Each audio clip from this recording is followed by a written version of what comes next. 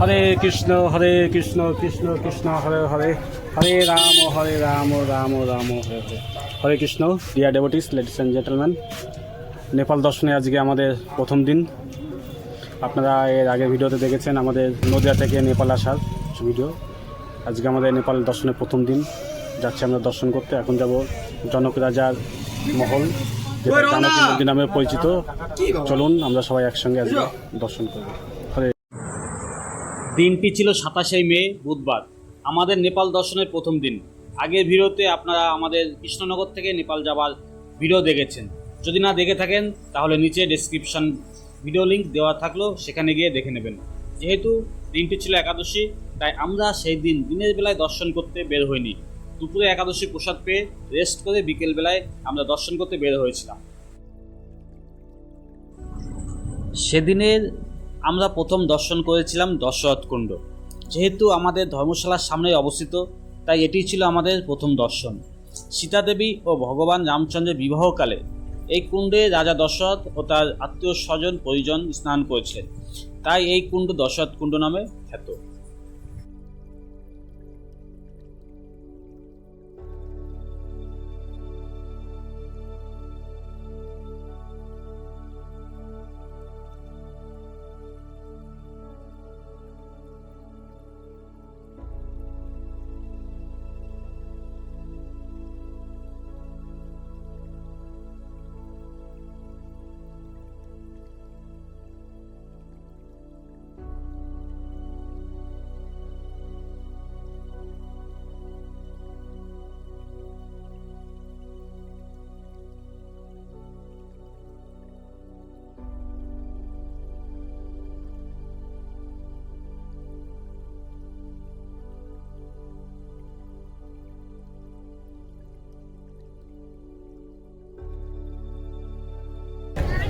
আমাদের আজকের দর্শনের প্রথম দর্শন ছিল দশরথ কুণ্ড। আপনারা দেখলেন, দর্শন করলেন দশরথ কুণ্ড। এরপরে আমাদের পরবর্তী গন্তব্যের দিকে আমরা এগিয়ে যাব এবং সেখানে গিয়ে সেই জায়গার সম্পর্কে আপনাদের অবগত করব। দশরথ কুণ্ড দর্শন করার পরে আমরা দশরথ কুণ্ডের এক কোণে অবস্থিত রাজা দশরথ মন্দির, যে স্থানে ভগবান রাম ও সীতাদেবীর বিবাহ সম্বন্ধ হয়েছিল, তার দর্শন করেছিলাম। এবং তার ঠিক বাম পাশে অবস্থিত রত্নকুণ্ড, যে রত্নকুণ্ডে সীতাদেবীর বিবাহের সমস্ত রত্ন গচ্ছিত করে রাখা হয়েছিল।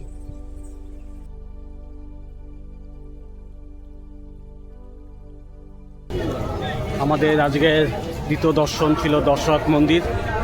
দশরথ কুণ্ডের ঠিক এক কোণে অবস্থিত দশরথ মন্দির, সেখানে দশরথ রাজার যে মন্দির, সীতাদেবীর শ্বশুর অর্থাৎ ভগবান রামচন্দ্রের পিতা যে দশরথ মহারাজ, তার মন্দির দর্শন করলাম। এবং আমরা দর্শন সেরে এবার আমরা আমাদের পরবর্তী গন্তব্যে উদ্দেশ্যে এখন চলেছি।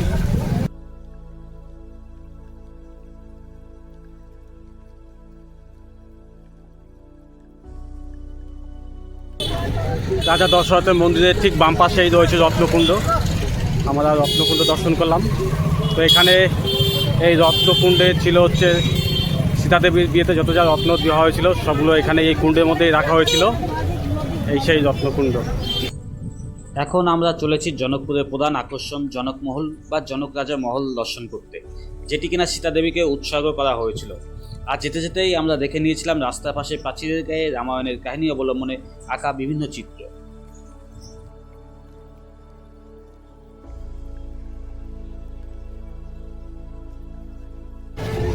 जनक महाराज की जनकपुरी की जय श्री जनक राज महाराज जानकी माँ की विजयवासिल महाराज की सकल भक्तवृंद की जय जय सीता माँ सीता मैया की जय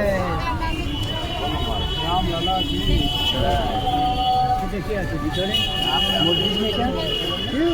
মসজিদ না না না জনক মহারাজের ভবন, জনক মহারাজের ভবন। তার ভিতরে যাবো না, জনক মহারাজ যাবো। তারপরে বিবাহ মণ্ডপ যাবো দর্শন করতে। যে এই নেপালের যে আমাদের যে বজ্রকীট থেকে যে শালগ্রাম টিলা তৈরি হয়, সেই শালগ্রাম টিলা যে দিয়ে যে আমাদের রাম যে অযোধ্যায় যে স্থাপিত হয়েছে রামলালা, হ্যাঁ, যে খণ্ডটা দিয়ে তার প্রথম যে খণ্ডটা সেটা এখানে তৈরি করতে হচ্ছে। তৈরি করার সময় কিছু ত্রুটি বিচ্যুতি ঘটেছে, সেটা এই পাখিটা এখানে রয়ে গেছে, ওটা আবার একটা খণ্ড দিয়ে সেটা তৈরি করা হবে। সেটা আমরা দর্শন করতে পারছি। আমরা তারা এই ইয়াতে যেতে পারবো, বজ্রপীঠের যেতে যেতে পারবো না। হ্যাঁ, তো জনকপুর এই শহর শুধু নেপালের নয়, সমগ্র হিন্দু ধর্মাবলম্বীদের কাছে একটি বিশেষ তীর্থস্থান। কারণ এখানে ছিল মিথিলার মহারাজ রাজা জনকের রাজধানী, আর এখানে জন্মগ্রহণ করেছিলেন সীতা দেবী। জনকপুর শহরে প্রবেশ করতেই চোখে পড়ে ধর্মীয় আবহ, রঙিন মৈথিলি সংস্কৃতি এবং অসংখ্য মন্দির।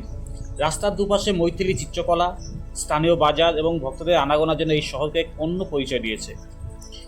আর এখানেই আমরা দাঁড়িয়ে আছি জনকমহলের সামনে, যাকে অনেকেই জনকী মন্দির নামেও চেনেন। সাদা রঙের এই বিশাল প্রসাদ সাদৃশ্য স্থাপত্যটি প্রথম দেখেই মন কেড়ে নেয়।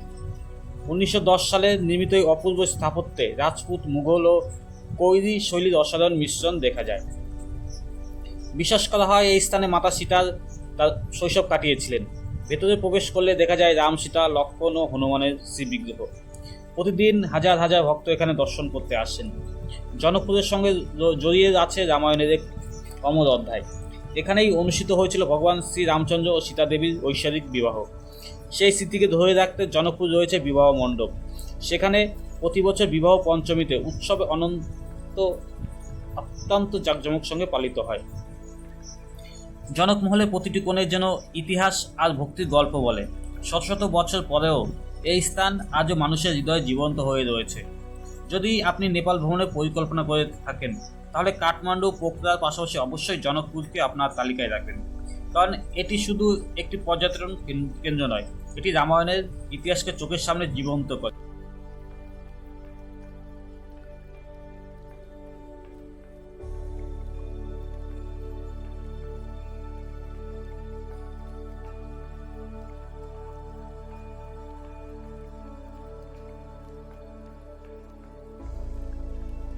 জনকমহলের ঠিক পাশেই রয়েছে সেই ঐতিহাসিক ও পবিত্র বিবাহ মণ্ডপ, যেখানে ত্রেতা যুগে অনুষ্ঠিত হয়েছিল ভগবান শ্রীরাম ও সীতা দেবীর ঐশ্বরিক বিবাহ। আজও এই স্থানে ভক্তদের কাছে অপরিসীম শ্রদ্ধা ও আবেগের কেন্দ্র। আমি এখন দাঁড়িয়েছি সেই বিবাহ মণ্ডপের সামনে। বিশ্বাস করা হয় রাজা জনক এখানেই আয়োজন করেছিলেন বিশ্বের অন্যতম শ্রেষ্ঠ রাজকীয় বিবাহ উৎসব। চারিদিকে ছিল ঋষি, মুনি, দেব দেবতা এবং অযোধ্যা ও মিথিলির অসংখ্য অতিথির সমাগম। কথিত আছে শিবধনু ভঙ্গ করার পর শ্রী রামচন্দ্র মাতা সীতাকে বিবাহ করেন এই পবিত্র ভূমিতে। শুধু রাম সীতাই নন, এই একই অনুষ্ঠান ভরত, মান্ডবী, লক্ষণ, উর্মিলা, শত্রুঘ্ন ও শ্রুতকীর্তিরও বিবাহ সম্পন্ন হয়েছিল। বর্তমানে এই বিবাহ মণ্ডপ সেই অমর স্মৃতিকে ধারণ করে রেখেছে। মণ্ডপের প্রতিটি স্তম্ভ, প্রতিটি অলঙ্করণ যেন হাজার হাজার বছর পুরনো সেই মহোৎসবের কথা স্মরণ করিয়ে দেয়।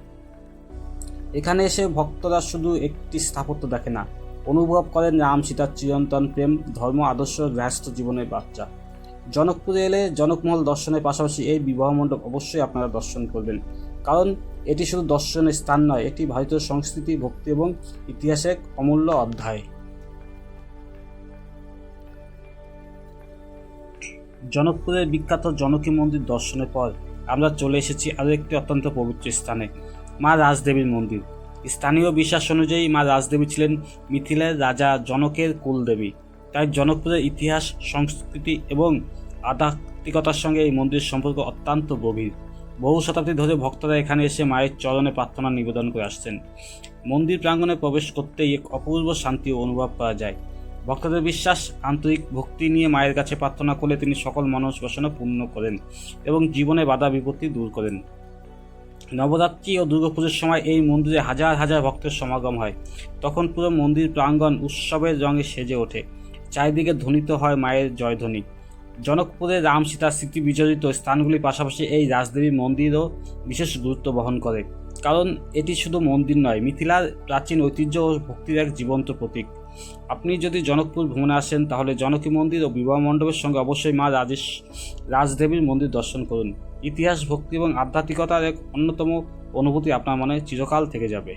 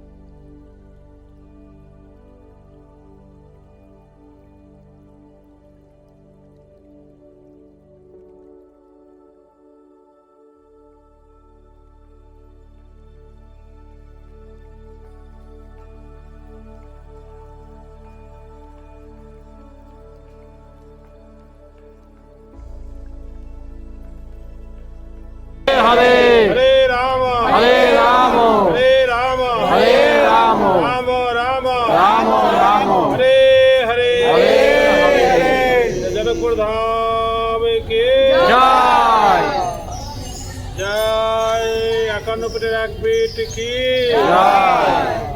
এটা রাজেশ্বরী দেবী কি, রাজ মাতার দ্বারা সেবিত হয়েছে বলে এনার নাম কি হয়েছে রাজদেবী। রাজদেবী বা রাজেশ্বরী। হ্যাঁ, রাজারা পূজা করেছেন, এর সাধারণ মানুষ এখন আমরা পাচ্ছি, কিন্তু আগে পূজা করতেন স্বয়ং রাজার মেয়ে, জনক রাজার মেয়ে পূজা করতেন। হ্যাঁ, ওনাদের জন্য ইয়া ছিল, এই যার জন্য এটাকে, যেমন আমাদের দক্ষিণেশ্বর কালীবাড়িতে কে পূজা করে, রানী রাসমণি। সেরকম এখানে সীতা মাইয়া তিনি পূজা করতেন, এখানে রাজদেব হিসাবে তাকে আখ্যায়িত করা হয়েছে। এখন আমাদের জন্য খুলে গেছে, আমরাও পূজা করার সুযোগটা পেয়েছি। তা এরকম দর্শন যে আমারও খুব ভালো লাগছে, কারণ নিজের দর্শন খুব আনন্দিত হচ্ছে। এর আগে আমরা আসি অতটা সুন্দর দর্শন হয়নি, এবারে যতটা পেয়েছি এখন ভক্তবৃন্দ আগের থেকে অনেক বেশি আসছে। হ্যাঁ, প্রচারটাই বেশি হয়েছে, অনেক প্রচার হয়েছে। তো সবাই একটু প্রণাম করবেন, প্রণাম করে তারপরে আমরা যাবো।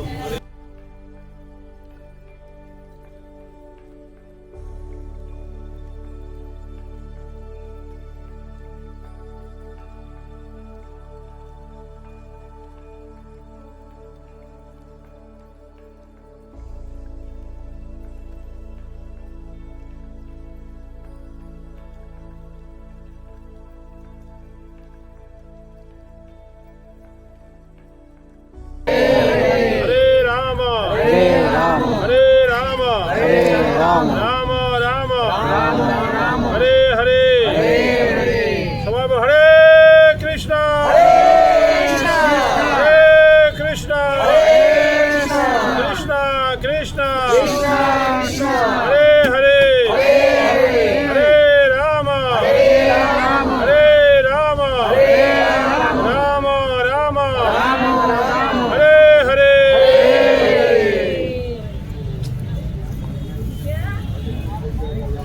আচ্ছা, এখন তাহলে প্রণাম করে চলুন।